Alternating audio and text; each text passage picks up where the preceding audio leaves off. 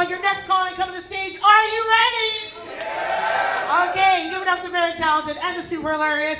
It is Leslie, everyone.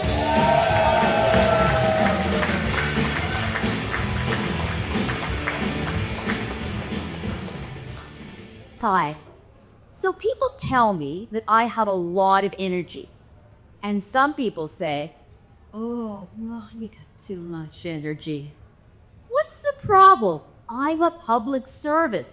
I'm cheaper than coffee and a lot less addicted than Coke. So recently I went to Vegas for this weird wedding. You see, it was planned, and both the bride and groom were sober. Who plans a sober wedding in Vegas? It's kind of like planning an orgy and inviting nuns. Somebody's sober wedding was my first trip to Vegas, and everyone said, oh, you love Vegas. Why? It's overpriced, overrated, and backwards. But it is well named Las Vegas, because going there is a loss of money, a loss of time, and a loss of dignity that you'll never get back. And Vegas, yeah, we all know Vegas means out of control, or in slang, batshit crazy. If you do connections, keep that in mind. When I get there, I have to go through this slot machine maze to find my hotel room, and there's all these people playing the slots in masks. But not for COVID, because of all the indoor smoke that makes it reek like a 1980s bingo hall. And when you go out in Vegas, they don't sell you drinks, they sell you deals. Hey, we got a very great deal tonight for $17, and the wine list is red or white. That's it. No grapes, brands, countries. Okay, folks. Vegas wine has less personality than tofu. As for shopping, the Fremont Strip with all its misogynistic t-shirts makes Niagara Falls look like Paris. And then, on the streets, you're constantly mobbed by these fake showgirls who have lots of cleavage and buttage. That is inflated, sweaty butts busting out of G-strings. And they're offering every drooling dude a good time photo, where the only thing that gets late is their $50 bill. So as far as I'm concerned, what happens in Vegas can deflate in Vegas. So who's on social media? Yeah. Anybody ever been hacked? Yeah. Oh, yeah. It's scary, eh? Like, I was practicing safe social. I had my safe word, organic. And I had double protection. In fact, I felt so safe, I couldn't find my G-spot. My Gmail. But, it didn't matter.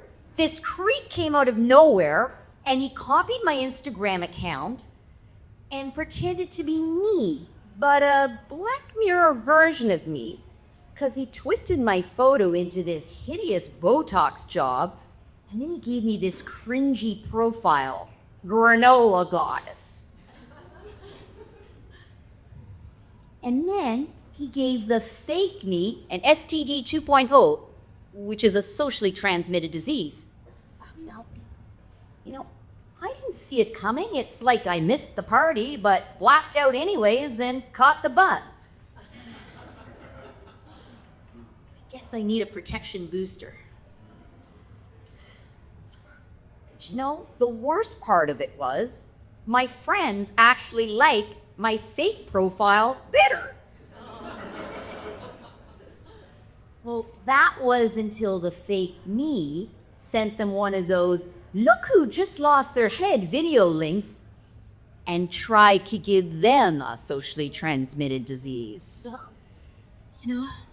it was kind of like an out-of-body experience, or like a Canadian watching the US election.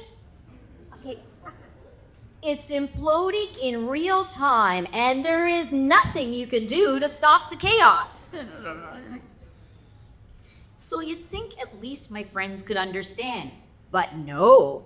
You've been hacked, they posted. And then one had the nerve to write in all caps, "That would never happen to me." No kidding. She is so smug and vanilla. No one would want to copy her profile. And then it got nasty. Some of them unfriended me, and one posted my photo on an STD 2.0 website with all these high-end sex workers. I felt so underdressed. So I got mad. And I copied their accounts and their profiles, and I started messing with them. You know, twisting and making their own fake Botox fail, and then adding their names to P. party lists on numerous Instagram stories. Yeah, social media is scary, but I can be scary too. But generally, I actually really try to be a kind, empathetic person. And these days, I'm really sad because I hear there are so many people who can't make ends meet. But you know, it's no wonder. I can't find a recipe anywhere for how to make ends meet. Can you? But then somebody said they think that it's all about food insecurity. And I agree. So why is our food so insecure? Well, chicken gets no respect. And it feels so inferior to cow, which is served with fancy names like prime rib, filet mignon, keg special. Chicken on a plate is just chicken breast, chicken leg, chicken thigh, chicken, boring, boring, boring. And cucumber, it feels so insecure just when it gets long enough. It goes all soft and limp. But when lobster season rolls in, both the chicken and the cow feel like chopped liver. But whoever came up with this term food insecurity anyways? Like, why don't we call it food shrinkage or foodflation or corporate gluttony? Yeah, let them eat that. Okay, let's talk about something a little happier. Anybody here ever used a wingman or a wingwoman? Did it work? Well, you know what? I've heard that things can get sometimes messy when a human wingman starts hitting on your crush. So you know what makes a better wingman? A pigeon. Or a wing pidge, as I kind of like to call it. First, if you think your partner's cheating, they make a great spy because they have better eyesight than us, so they can easily tail your partner, and they can figure out and distinguish between faces, so if they catch them, they'll bless them with a toxic poop shower. And then they'll help you find a new one. Because they are smarter than dogs, so they'll have no trouble finding your love interest. In fact, even if it's a male wing pidge, he actually won't even need to ask for directions. But you know what the best part is? They won't steal your dude because he would be way too big to fit their nest.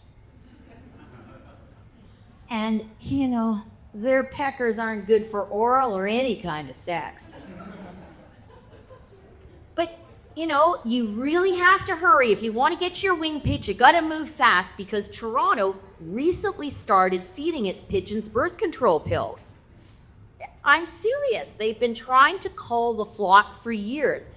In fact, I think a few years ago, our hotels tried to serve gourmet pigeon, or squaw, but it failed. Yeah, you see, there's still too many white people who can't handle flavor. But you know, that is good news for cow and chicken. With squab off the menu, at least they've got some job security for now. I'm Leslie Hetherington. You can be king.